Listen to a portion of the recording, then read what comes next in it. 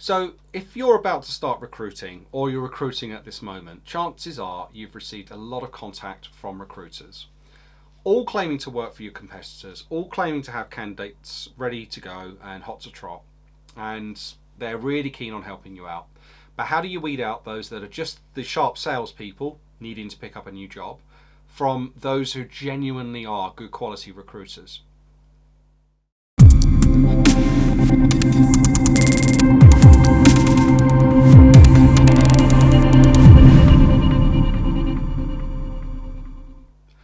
So you picked up the phone and the script typically goes, "Hi, it's John from ABC Recruitment Agency and I've seen you've got this vacancy. I recruit for XYZ businesses, your competitors, and I've just recruited a role of this type. I've got a list of people hot to go. If you're interested, I'd like to put some people your way to help you out with that vacancy." Sound familiar? When was the last time you quizzed them on that though? Pushed in on that comment. They've recruited for your competitors doing this type of role. How do they recruit that job? Is it retained? Is it confidential? Or is it contingency and they're able to be transparent? And when I say transparent, they're sharing the job description and who they're hiring for. If they say yes to those points, whilst you're on the phone to them, give them your email address, ask them to share the job description there and then. They should be able to. This is the first touch point, and you may find a lot of your calls end at this stage once the recruiter know they've been called out. They may start backpedaling with lots of ums and ahs. At this stage, you know you've got somebody that isn't being completely honest with you.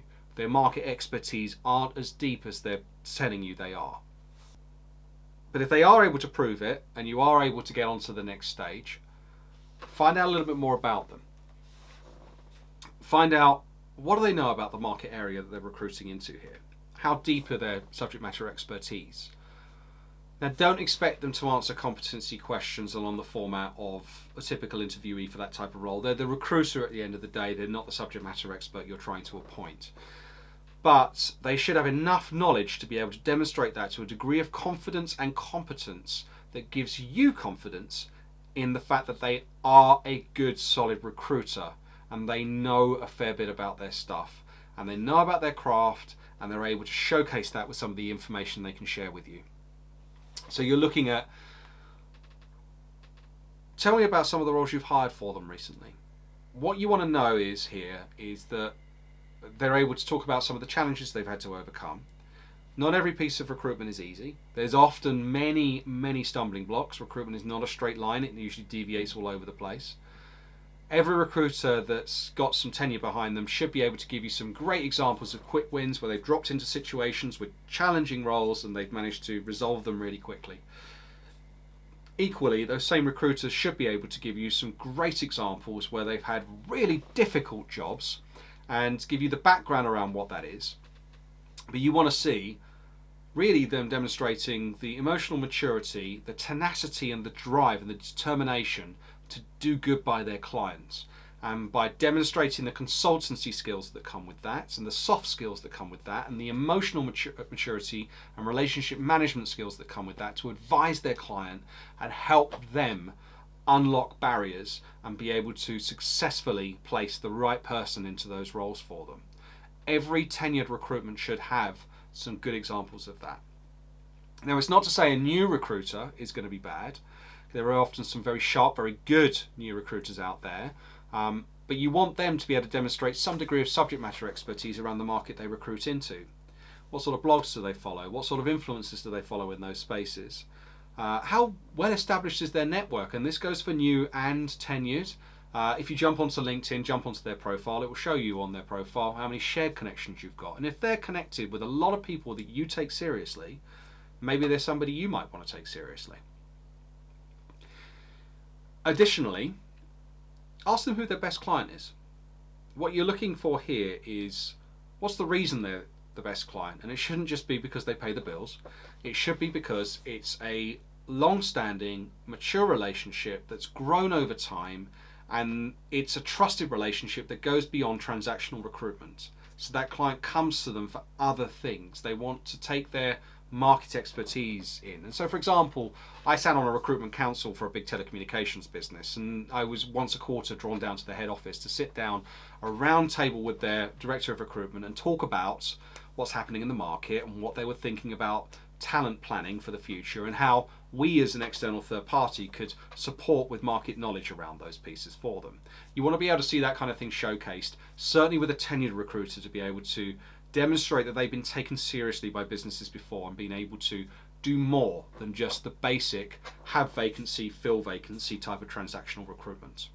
And talking about big agencies, so there are some really good big agencies out there, but the thing that's really important to understand here is when you get a call in from a consultant representing one of those big agencies, it isn't the agency delivering the work, it's the consultant. So you need to know whether they're any good.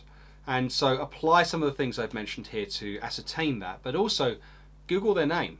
See what sort of reputation they've got online, see what quality of work you can see online that they're producing. And a tip for that is looking at their recruitment adverts. Do they look like their original content? Do they look like they're really doing a good job of selling the company that they're representing there? Are they going above and beyond a traditional advert? And do they look like they put proper time, effort and energy into that? Because the chances are, if they're doing it in that piece, which is actually, recruitment advertising isn't something that a lot of agencies invest a lot in. A lot of them see it as a Friday afternoon thing just to get out the door to try and generate some inbound for them. But if they're properly putting the effort in there, chances are that means that they properly train their staff, and their staff have the right values at their core to be able to want to do a professional job and do a good job for you.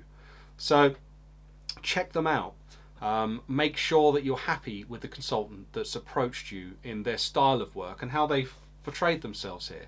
It also gives you more ammunition. Obviously, if you're going to go and want to talk to HR or a procurement function and you need to get some new suppliers signed up, they're going to want to know why. And these things will give you good value information to be able to answer those points. So hopefully this will help you when you are being approached by these agencies, so that you can weed out those that are the chancers or the bottom feeders that are just chasing any deal and don't care about the long term. It also gets the conversation away from price for you and instead looking at the value that the consultancy brings. At the end of the day, you probably want a decent quality supplier that's going to do a decent quality job, not be the cheapest in the market, because also the thing is, those that go after the bottom end of the market and the cheapest price, more often than not, work the conveyor belt way of working, because they don't have the time to dedicate into proper consultancy or relationship management. That's not their world. Their world is bums on seats, turn around quickly, and if there's any resistance to the job, they're off for the next one. So that's why they don't really care about the price. It's about turning it around quickly. Whereas most of the others out there that do specialize and position themselves on that expertise lens are looking at the long term at how they help your business succeed by bringing you the right talent, because they actually care about the work they're delivering against. So best of luck with your recruitment when you do kick off with this.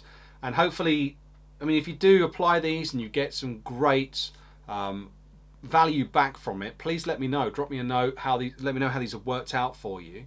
Hopefully, it raises the game in terms of the quality of the supplier relationships you have, and ultimately gets you what you need in the long term.